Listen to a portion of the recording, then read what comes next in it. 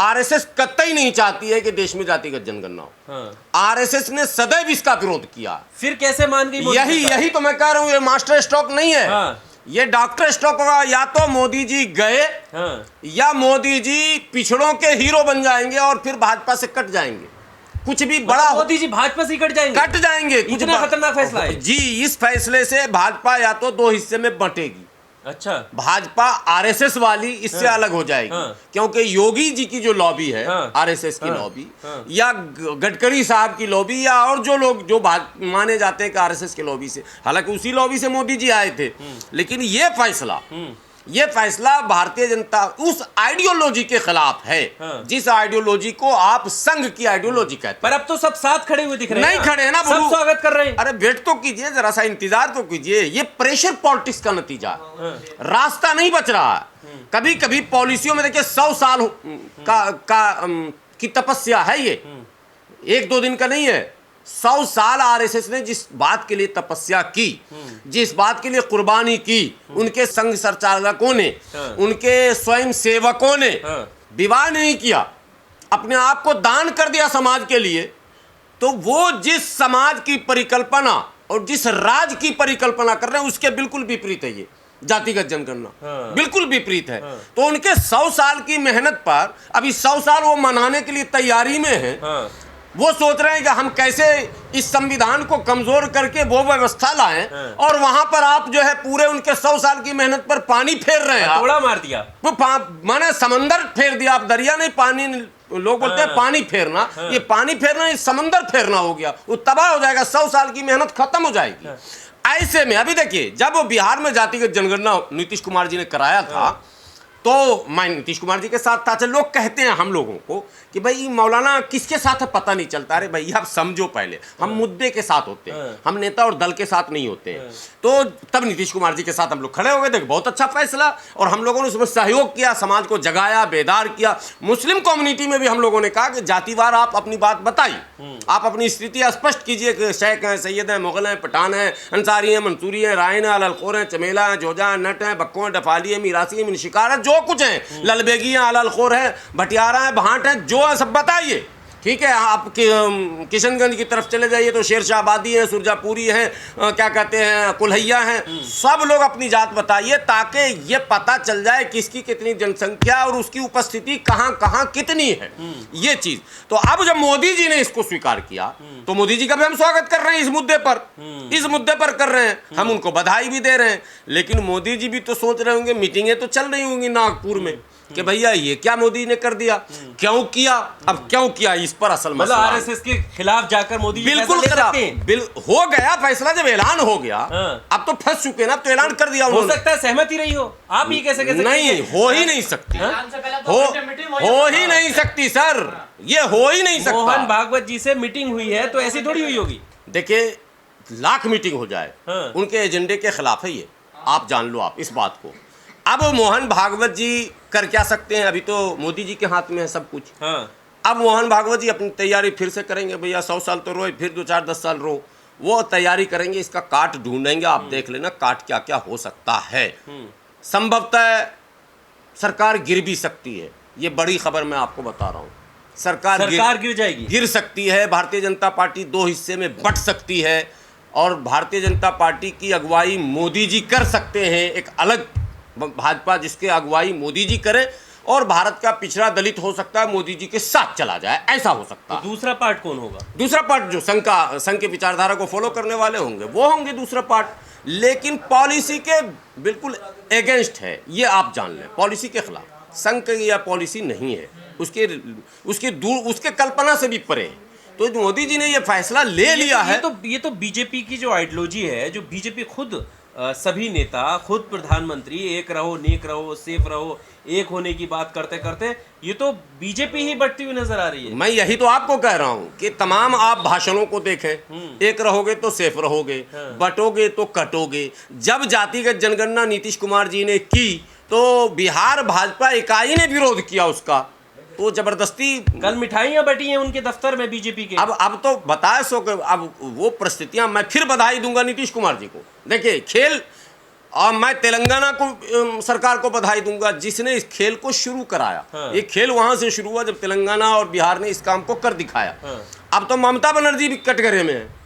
ममता बनर्जी तो secular party है, हाँ। लेकिन चूंकि ममता बनर्जी ब्राह्मण है, हाँ। उनको पता है कि बनर्जी, मुखर्जी, चटर्जी की आबादी जो है वो थोड़ी है, और बाकी लोगों की आबादी, चूंकि बंगाल में जातीय पॉलिटिक्स होती नहीं ना, मुसलमानों में नहीं, वहाँ पसमानदा भी नहीं चलता। हाँ। बंगाल का एक ऐसा सेटअप है जहाँ जातीय राजनीति ना होने के कारण बसपा कभी बंगाल में कामयाब नहीं हुई। आप देख लीजिए इतिहास उठाकर, बसपा जो है राजस्थान में कामयाब हो गई, बिहार में कामयाब हो गई, मध्य प्रदेश में कामयाब हो गई, दिल्ली में कामयाब हो गई, उत्तर प्रदेश में हो गई, पंजाब में हो गई, उत्तराखंड में हो गई, बंगाल में नहीं गई बसपा। गई, काम नहीं हुआ इसलिए कि वहाँ जातीय व्यवस्था नहीं। लेकिन अब जब राष्ट्रीय स्तर पर जातिगत जनगणना होगा तो तमाम वो जातियां जो छुपी हुई है वो निकलकर सामने आएंगी, और तब उनको लगेगा कि इतनी बड़ी मेरी संख्या और हम हैं ही नहीं, मुख्यमंत्री फला क्यों बना हुआ है, फला मंत्री फला क्यों बना हुआ, आईएएस फला क्यों है, आईपीएस फला क्यों है। ये सारी बातें जब शुरू डिस्कशन होगा तो 10-15 बगावत नहीं होगी देश में। नो, इसमें प्रतिस्पर्धा बढ़ेगा, कंपटीशन बढ़ेगा, विभाजन पैदा नहीं होगा। नो, बिल्कुल नहीं। यही तो मैं कह रहा हूं कि दो दृष्टि है सोचने का। संघ का मानना है कि विभाजन होगा, हमारा मानना विभाजन नहीं। जब तक किसी गुलाम को ये एहसास नहीं दिलाएंगे कि तुम गुलामी नहीं, तुम मालिक का पद रखते हो, हाँ। तुम्हें जबरन गुलाम बनाया गया है, तुम्हारी संख्या इतनी है। हाँ। डेमोक्रेसी में वोट के चोट से नक्शा बदल दिया जाता है, और हमारी संख्या वोट का चोट करने जैसा है, फिर हमें क्यों पिछले पायदान पर रखा गया। 20-22 ऐसी जातियां उत्तर प्रदेश और बिहार में हैं जो सत्ता के सुख से बहुत दूर है, बहुत दूर है। उसमें मुसलमानों की भी कई जातियां, उसमें नॉन मुस्लिमों की भी कई जातियां, जिनको अब तक राजनीति का कोई आजा मजा नहीं। एक बात, नट जाति है, नट हिंदू हो या नट मुस्लिम हो, दोनों में पाए जाते हैं नट। मैं दावे से कहता हूं एक विधायक कहीं दिखा दो आप सांसद नट जाति का। और अब तो आरक्षण भी बढ़ाना पड़ेगा ना। बिल्कुल बढ़ाना पड़ेगा, बिल्कुल बढ़ाना पड़ेगा। मैं यही तो कह रहा हूँ कि एक नया खेल शुरू हुआ। आरक्षण बढ़ाओ, आरक्षण पाओ, आरक्षण बचाओ, आरक्षण लाओ। अब ये अभियान भी तो शुरू होगा, कई अभियान। अब ये एक नया खेल शुरू हो तो गया। इस फैसले से मोदी जी फंस रहे हैं क्या हीरो बन रहे हैं? मोदी जी हीरो बनेंगे, भारतीय जनता पार्टी आरएसएस फंस रही है।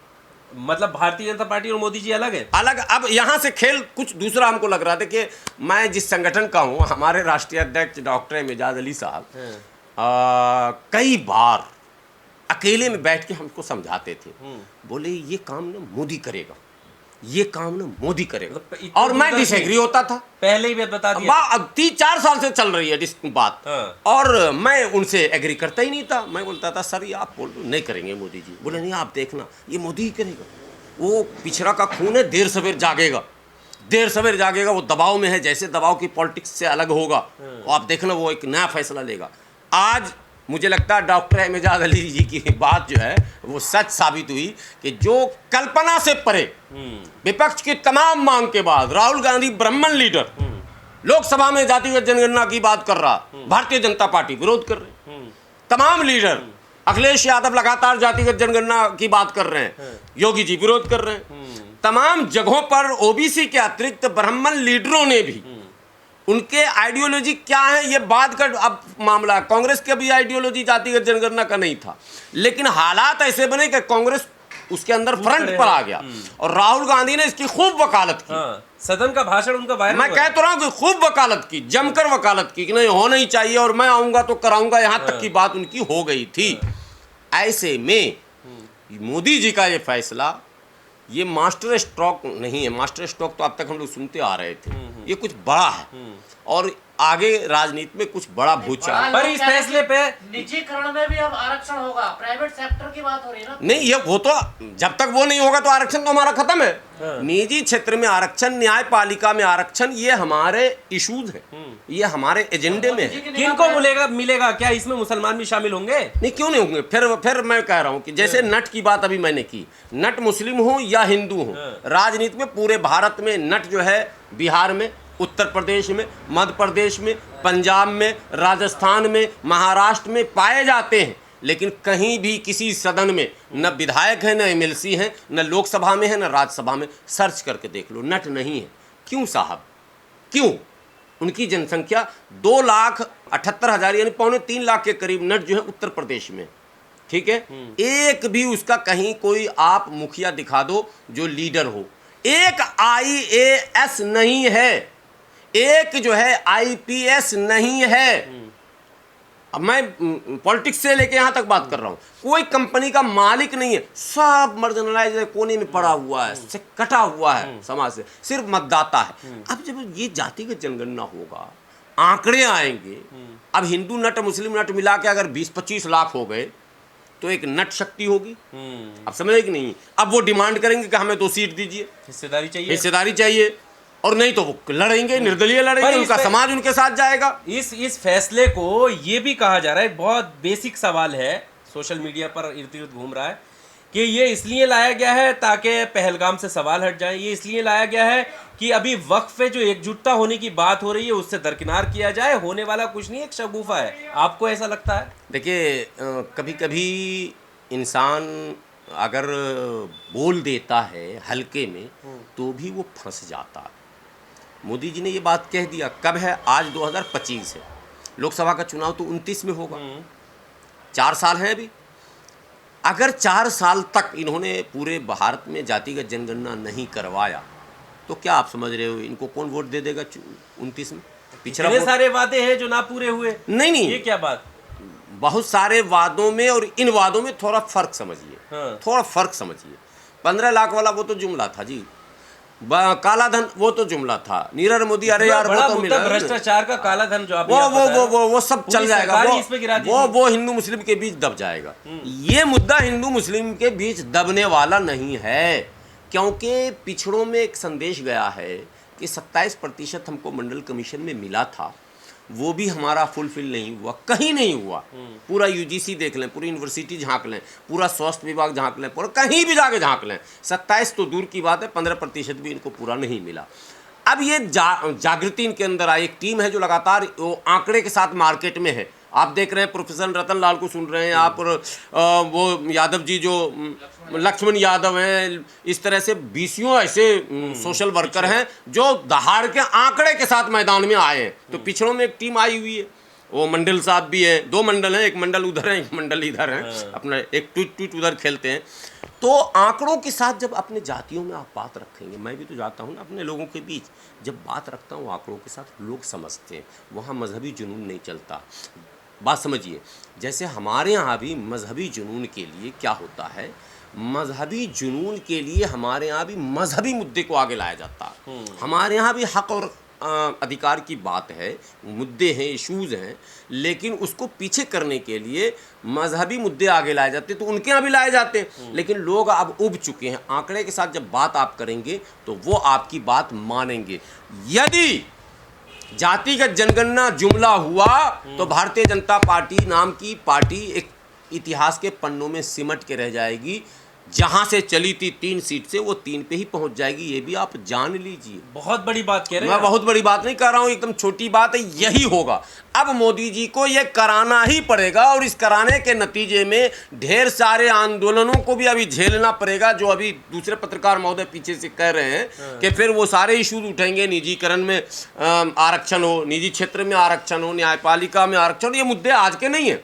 निजी क्षेत्र में आरक्षण के लिए अनेकों धरने हो चुके हैं, न्यायपालिका में आरक्षण के लिए धरने। तो लड़ाई एक दिन में फलीभूत नहीं होती। हम 341 की लड़ाई लड़ रहे हैं, डॉक्टर एजाज अली 1994 से लड़ते, एक दिन में कोई थोड़ा ना काम हो रहा, काम धीरे धीरे होता। हाँ, एक सवाल जो आपने किया कि क्या ये पहलगाम या वक्त की वजह से इन्होंने लाया, तो ये तो अपनी जगह पर पॉलिटिकल सच है कि सरकार चाहती है कि हम कुछ ऐसा कर जाएं कि वो इन सब मुद्दों पर वो हावी हो जाए, भारी हो जाए, और जो डिस्कशन है पैनलिस्टों का वो चेंज हो जाए।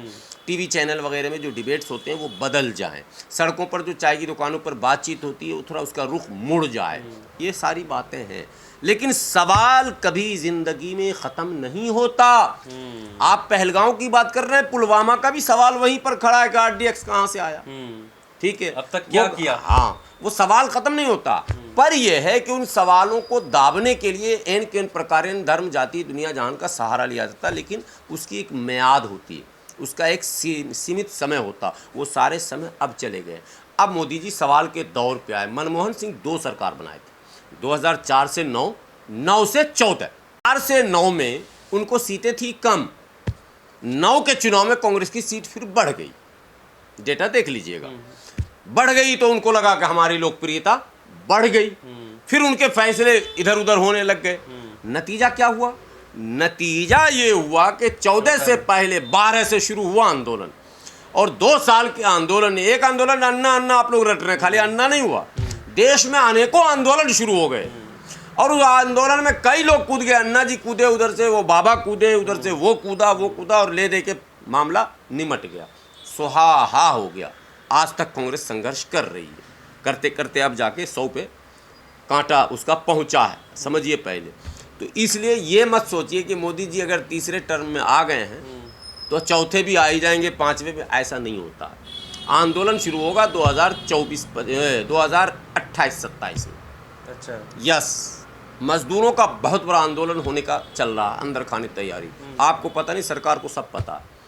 मजदूरों में एक उबाल है, लेबर लॉ में बहुत सारे जो छेड़छाड़ किए गए हैं, बात समझे। तो वो धर्म का अफीम चटा के आप लेबर लॉ में छेड़छाड़ कर रहे हैं। जो मजदूरों के अधिकार हैं मौलिक, उसके आजीविका का मसला है, उसके सम्मान का मसला है, उसके तनख्वाह का मसला है, उसके ठेकेदारों से रिलेशन के मसले हैं, उसके एक्सीडेंटल मामले हैं, कभी गिर जाता, कभी पत्थर उसके ऊपर गिर जाता, कभी वो खुद छत से गिर जाता है। तो ये सारे जो लेबर लॉ थे, उनके जो यूनियन के मामले थे, यूनियन का मतलब होता है राइट्स के लिए संघर्ष करना, ये तो यूनियन का काम होता है। वो सब कानून बना के उनको कमज़ोर कर दिया गया। तो लेबर भी अंदर से बैठा हुआ है। वो 1 मई, आज 1 मई है लगता, आज क्या, चलिए आज 1 मई, तो मैं लेबर मजदूर दिवस की बधाई भी दे दूं, तो मैं भी भूलक कर रहता हूं। तो आपको ये बता दूं कि वो मजदूरों का भी आंदोलन बनने वाला है, अभी हल्के में मत लीजिए। ये 28 से पिक पकड़ेगा, 27-28 से, और एक ही साल में आप देखेंगे मुल्क या तो मोदी जी लौट जाएं, RSS के एजेंडे से बैक गियर लगा लें, और नहीं तो मोदी जी और भाजपा समेत रवानगी होगी। तो अब लौटना सही होगा? मुझे लग रहा है संकेत यही है लौटने का। अच्छा, और अगर लौटते हैं तो मोदी जी के साथ हम लोग खड़े हैं।